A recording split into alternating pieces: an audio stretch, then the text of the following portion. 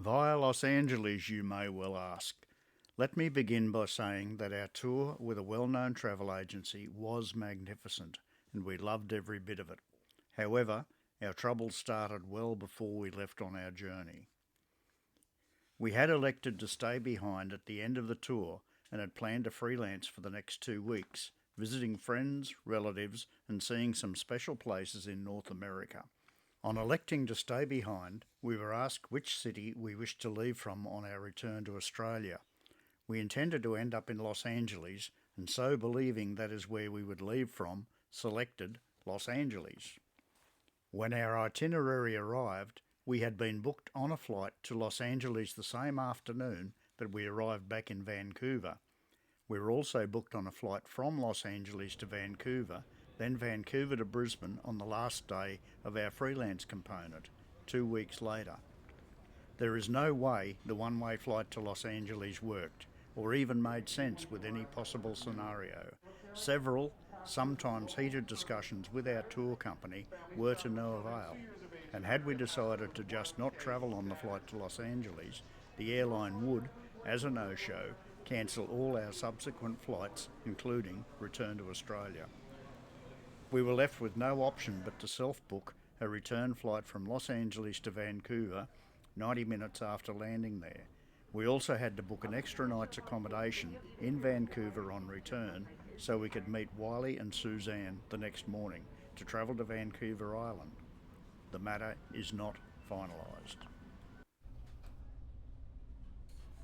After meeting Wylie and Susan the following morning, we boarded the BC Ferries vehicle ferry at the Tsawwassen, spelled TSAWWASSWEN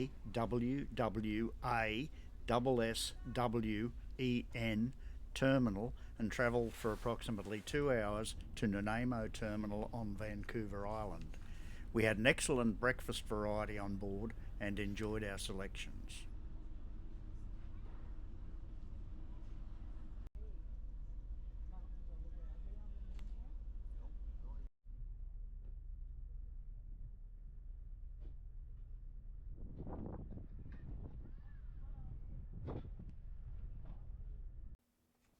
These ferries are quite large, comfortable and fast, therefore the wind noise was quite loud, especially when using the GoPro, as it had no wind buffer on the microphone.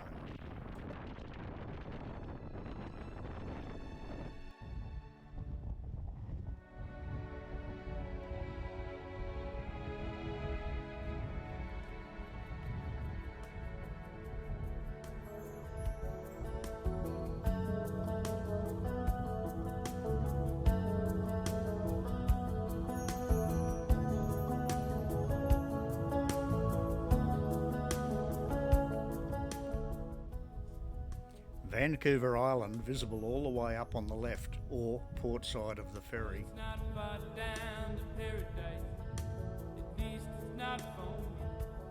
And if the wind is right, you can sail away. Wylie trying to hide from the camera.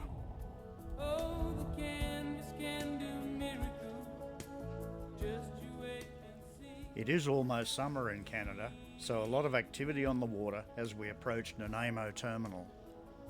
It's not far to Never Never Land, no reason to pretend. And if the wind is right, you can find the joy of innocence again. Oh, the canvas can do miracles. As Wylie and Susan were early meeting the ferry in Vancouver, their Kia was at the front line and we would be one of the first to disembark. Sailing takes me away to where I've always heard it.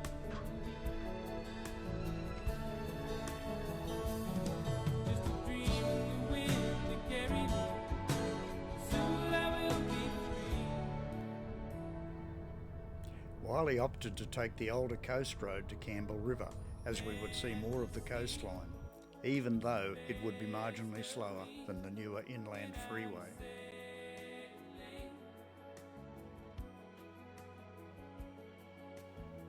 A short stop off at the Denman and Hornby Island ferry terminal to stretch our legs and enjoy a Magnum ice cream.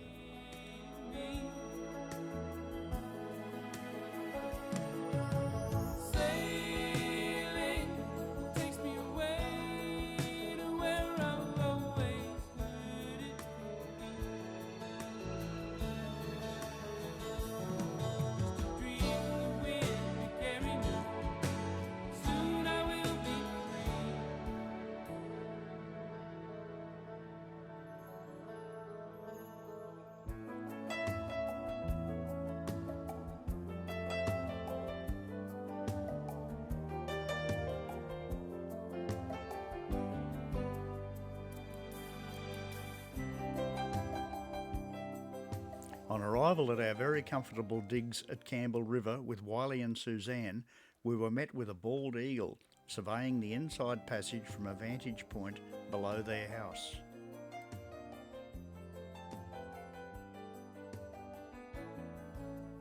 The body of water between Campbell River and Quadra Island is called Discovery Passage and forms an important component of the inside passage for the transit through to Alaska.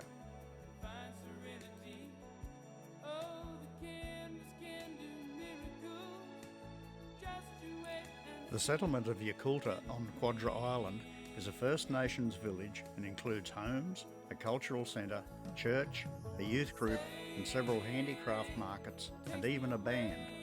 The Cape Mudge Lighthouse is also directly opposite Campbell River.